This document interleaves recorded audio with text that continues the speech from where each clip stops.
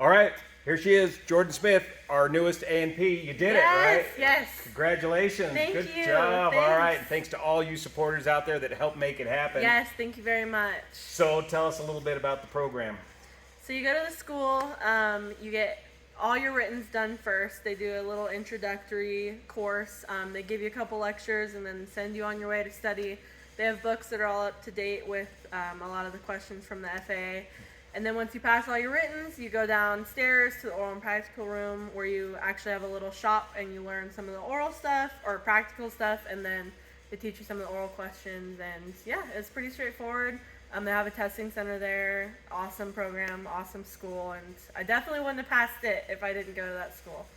For sure. What was the hardest part? You say the written part was? Yeah, the writtens were the hardest, just because the first written, they start you out with airframe, and it's a really big book, and you just have to memorize it, and you kind of have to teach your brain how to memorize the answers, because that's the key to success, is just memorization. So after you get through the airframe, once you move to general and power plant, they're a little easier because you're already training your brain to study that way.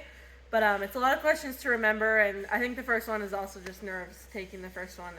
And you take a practice test, and then you take the actual test. But since you're in a school program, you don't have, if you flunk the actual written test, you don't have to wait 30 days? Well, you have to take a mock test after you fail, and if you take the mock test and you pass the mock test, then the A&P will sign you off and you can retest, so you don't have to wait the 30 days. And you can do it right away, right then and Yep. there. And then when you get to the practical and oral part, there's some fairly new instructors out there nowadays, right? And you came in, the only way you were able to do this is because you had the experience. Yeah, the 32 months of on-the-job training. And you've been here for how long working? So almost 6 years. So you don't need to wait that long. No. And you had to have Dan, your boss, the AI, sign you off as having had all this experience to go get the rating. And I had to have certain hours. You have to have, I forget the exact numbers, but X amount of hours in airframe, X amount of hours in power plant, and then general hours. So some of the kids that went to the school just had experience with power plant stuff, so they only got their power plant license because they didn't have the hours for the airframe. But luckily I had all my hours that Dan had signed off on. And so a lot of the other kids you saw in class were kids coming out of the military and had only very specific training and needed to get this big, well-rounded. Sometimes. So the military people, they have a certificate, and that usually says that they have all the experience. But I met a guy from a turbine shop, and all he had done was engine stuff.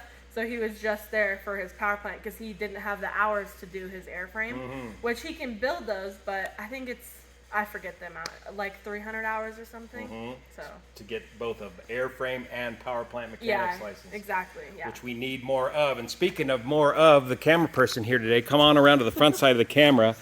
Andrea, our newest hire here at Sierra Mountain Aviation, you did come out of the military, correct? Yes, I did. I was a crew chief, and that is pretty much a well-rounded in the military. It does the airframe, power plant, and general. So coming out of the military, I could have gone straight to take my exams.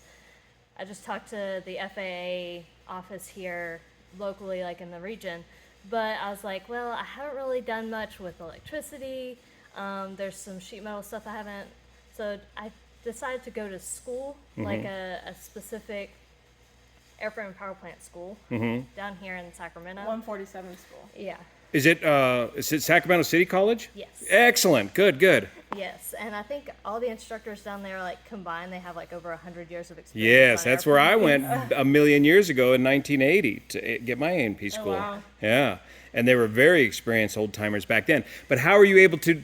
That was a full-time program when I was doing it. It still is. It runs in the evening, so if you have a job during the day, it starts about 3:30 in the afternoon, and then it runs through the evening. And it's 4 semesters long, so the fall and spring semester of 1 year, and then the fall and spring semester. Well, of the that's next great. year. You can do it in the evenings now. Good. So you're going to do the full 2-year course Yes. to get your experience, and then you'll be able to take your tests right there. Yes. So Yeah. if I were to graduate on a Friday, I could schedule a test on that next Monday with the FAA to take the writtens, and then schedule with the DME and go like the very next week. And in fact, they actually recommend that if you go through and take all this testing, or go through and do all the semesters, like go immediately. Get it done right away before it all Yeah. leaks out of your head like everything is. That's what they said for me too. So there's the 3 ways. You have the on-the-job training for what I did for 30 months. You have the military experience, or you can do 147 school, which Andrew's doing both. So she's super smart and educated. Very good. Rounding out my education, I would like to specify that. Excellent. Well, good. Well, we got a set of bungee cords to change next on the Husky Yeah. here. So Video coming. yeah, stay tuned for that. The biggest mousetrap. So there you go. Your newest A&Ps. We need more A&Ps. Thanks. Go get them. And thanks again for your support. Thanks.